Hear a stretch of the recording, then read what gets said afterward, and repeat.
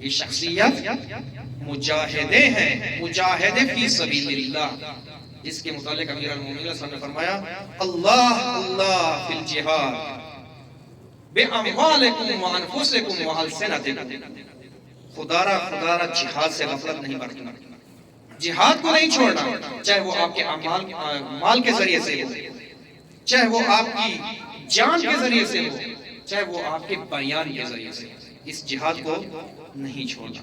اور خدا گواہ ہے، آپ حضرت زہرا کی شخصیت دیکھیں، تینوں کو انجام دیا، رحمت رسول اللہ سے پہلے بھی انجام دیا، رحمت رسول اللہ کے بعد بھی انجام دیا۔ کس نے مال تقسیم کیا دنیا کے اندر؟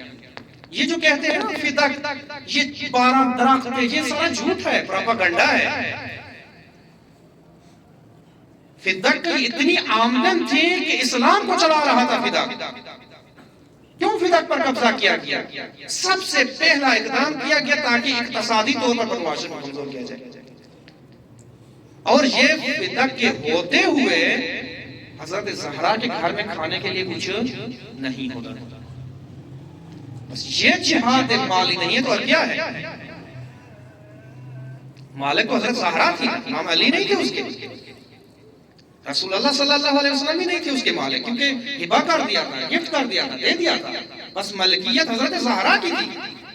اگر اپنے گھر میں کچھ خرید کر رکھنا چاہتی، اپنے بچوں کو کھلانا چاہتی، اپنے شوہر کے لیے کوئی آسائش پیدا کرنا چاہتی، اپنے خانوادے کے لیے کچھ کرنا چاہتی، کر سکتی تھی یا نا؟ کر سکتی یا نا؟ نہیں کر سکتی تھی، کر سکتی تھی، لیکن اس فدق کے ہوتے ہوئے بھی زہرا کے گھر میں کھانے کے لیے کچھ نہیں ہوتا تھا۔ یہ جہاد مالی تھا۔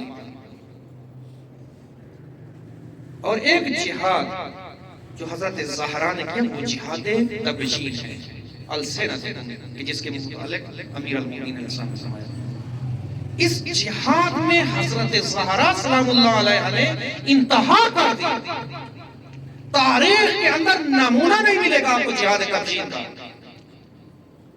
ایسا نمونہ آپ نہیں ڈھونڈ سکے کہ جس کا مقایسہ حضرت زہرا کے ساتھ نہیں ملے گا۔ جہاد تبشیر